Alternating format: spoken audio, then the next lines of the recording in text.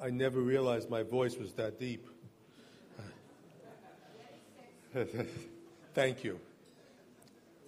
All of us, we think back. We think of the first time that we heard about the World Jewish Congress. To me, growing up in New York, I heard about it as a young teenager. But to me, the World Jewish Congress was something out there. It had nothing to do with what my life was about, because in New York City, a lot of the problems the World Jewish Congress faced were not touching a teenager or a young person in New York. Frankly, it wasn't until 1986, when I was getting ready to go to Austria as U.S. ambassador, that I was all excited.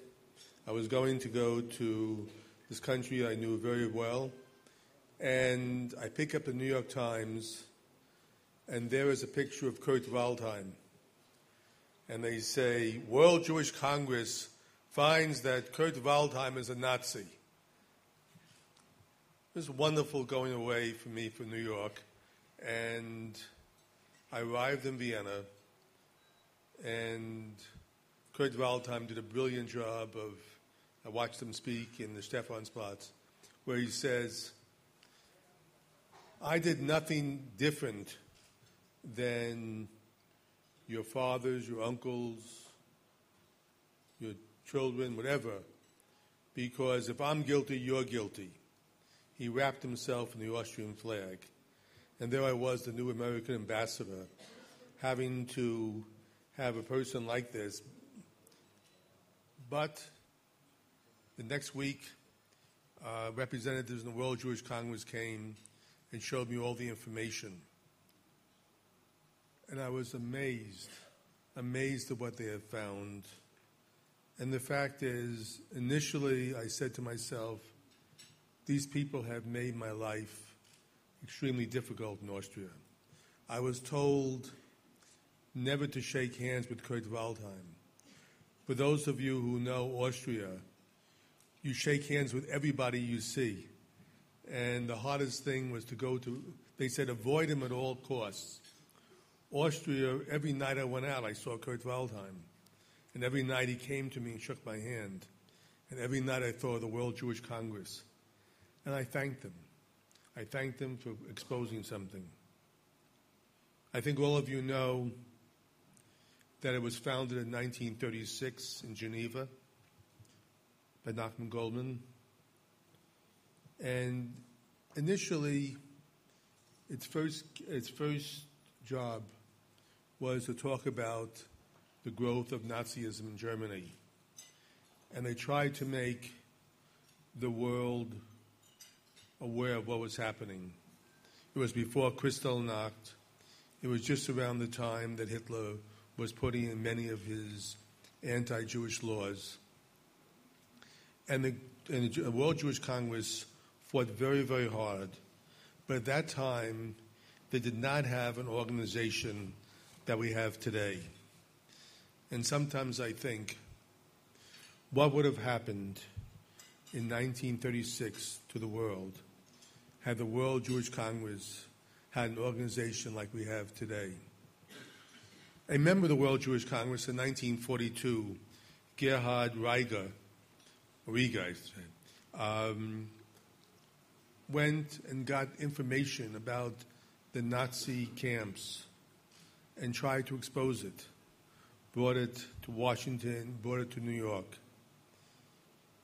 The New York Times buried the information somewhere in the newspapers, and the State Department did not want to talk about it. They were afraid that if people understood what was happening, it would take efforts away from the war effort and there'd be extra pressure put on them to go into Europe and change things. As a matter of fact, the question was always asked, why the United States never bomb Auschwitz and the various concentration camps, and how many Jews would have been saved?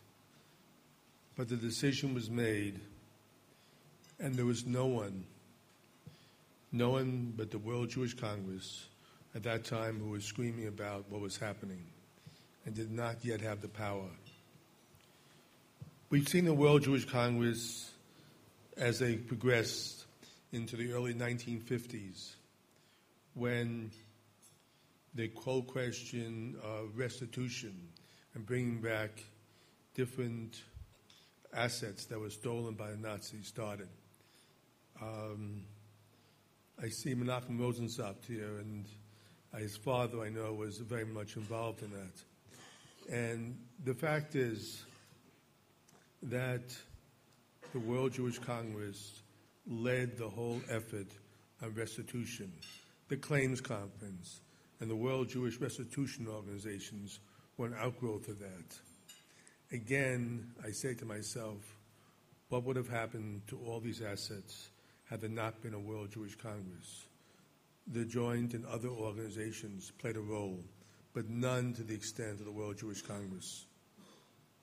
I also remember the various efforts on behalf of Soviet Jewry, and it was all around me. And I remember the different marches in New York. And still, that was before my Kurt Waldheim days. And the fact is that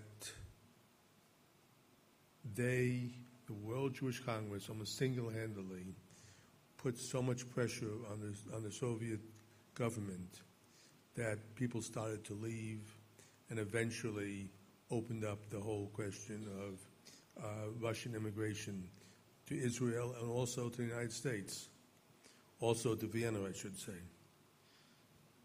Then, I must tell you also, if it wasn't for the World Jewish Congress, I would not be here today speaking to you, because the fact, as I mentioned before, Kurt Waldheim was exposed by the World Jewish Congress while I was ambassador. And for the first time, I came as a totally assimilated New York Jew, which means 3 days a year maximum being Jewish. And for the first time in my life, I was attacked, not as an American ambassador, but as a Jew, day in, day out in Austria. And if nothing else, I thank Kurt Waldheim and for making me Jewish. And I also thank the World Jewish Congress. Several years later, after returning back to New York, I was asked to be on the committee that met with the Swiss banks, and we realized how much money was stolen by Switzerland, by Swiss banks who kept great assets that were put in by people before World War II, fleeing the Nazis and putting the money in. And then when the survivors came, the banks either did not have the records or asked for a death certificate, and you could not get many death certificates from Auschwitz and all the other concentration camps. And we sat there month after month in Zurich. I made 20 trips to Zurich. It was a fascinating experience. And slowly but surely the numbers came out. They came out into the billions of dollars that were stolen. We did not get back everything. But again, I realized how unique this organization was. When Edgar Brafman asked me to become treasurer in, I guess it was in 1996, 94, 95, 96, I considered it a great honor until I looked at the numbers. Then I won. Then I said, this is no great honor. But slowly but surely, I saw what the World Jewish Congress could do. I then was asked to head the art restitution area, which I did, I think I'm doing to this day. But the aspect was, this organization is so special. And I learn about it when I mention it to people or when I travel whatever country I go to, when I mention the World Jewish Congress, doors open up. The respect that the world has for the World Jewish Congress is unprecedented. And it's respect that's deserved. As I said yesterday, the people in the World Jewish Congress are some of the smartest, most dedicated people I've ever met. And we should be all very proud. It's been 75 years. We have today our greatest mission, which is the delegitimization of Israel and protecting the country against all the people going after it. And frankly, we're one of the few organizations that can do it. There is no one else like the World. There's no organization like it. And I'm very proud to be its president, but I'm also enormously proud of what this great organization has done during 75 years. And I must say that if there was a God up there, I think he created the World Jewish Congress just for what we have to do today. Because of all the things I can think of, there is no greater mission than fighting the battle for what Israel stands for. And I'm honored to be working with all of you on that mission. Thank you, and happy 75th birthday.